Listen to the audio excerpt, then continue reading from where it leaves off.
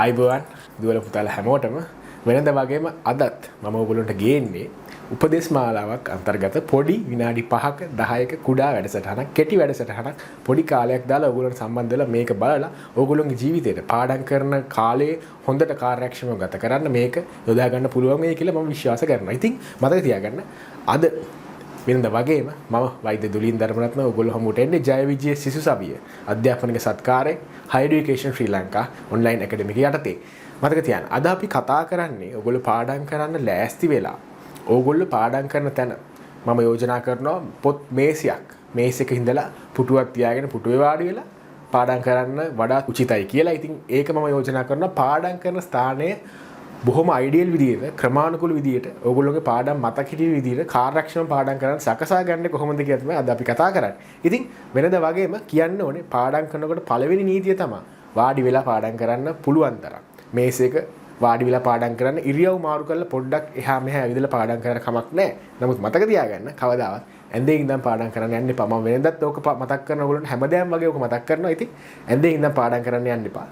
පොත් මේසෙක ඉඳන් වාඩි වෙලා පාඩම් කරන්න පුළුවන් තරම්. කම්මැලි වෙලාවට අමාරු වෙලාවට පොඩ්ඩක් එහාට මෙහාට ඇවිදලාවට කමක් නැහැ.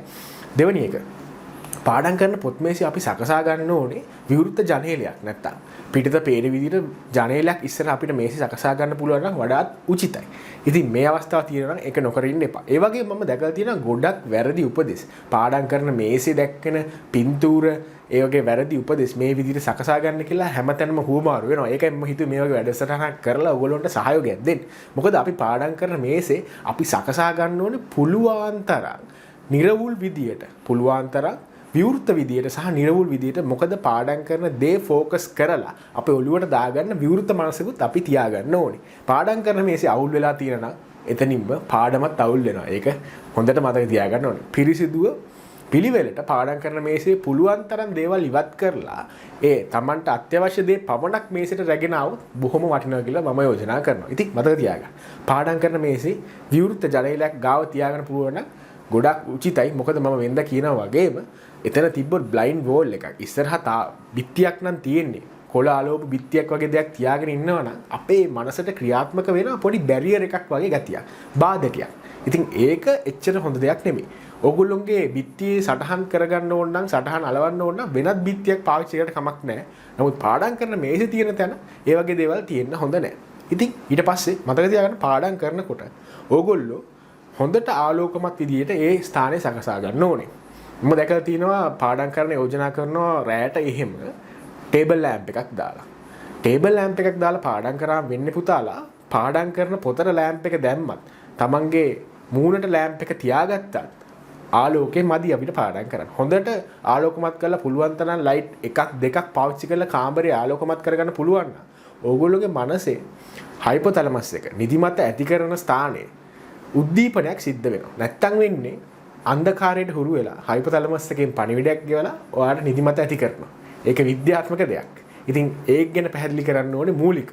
මෙන්න මේ කාරණාව හින්දා ටේබල් ලැම්ප් එකක් පාවිච්චි කරොත් අපිට නිදිමත ඇති වෙන්න බලපාන හේතුව වැඩි වෙනවා. නිදිමත ඇතිවීම නැති හැකියාව වැඩි වෙනවා. මේක අපිට තියෙන අවාසියක්. හින්දා හොඳට ආලෝකමත් කරගන්න වග බලා ගන්න ඕනේ.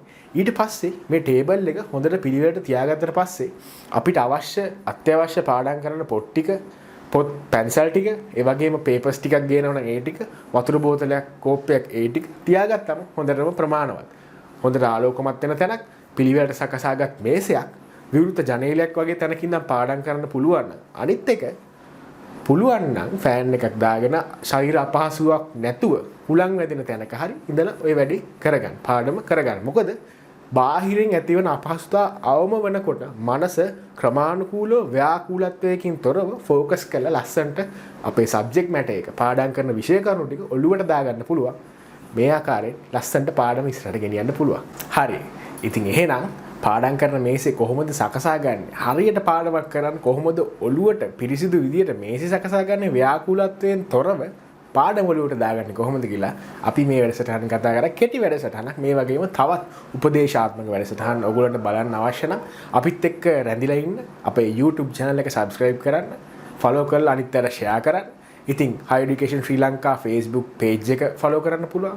O level කරන දරුවෙක් නම් අපේ group එකට එකතු වෙන්න පුළුවන්. මේ හැමදේම කළා. නොමිලේ සමාජ අධ්‍යාපන සත්කාරයෙන් ප්‍රයෝජන ගන්න ඕගොල්ලන්ටත් පුළුවන්. ඕගොල්ලන්ගේ යාළුවන්ටත් මේ message එක යවන්න. හැමදාම වගේ මේකත් ඕගොල්ලන්ට ගෙනාවේ. මම වෛද්‍ය දුලින් ධර්මරත්න නැවත වාරයක් හමු වෙන තෙක් අදට ආයුබෝවන්.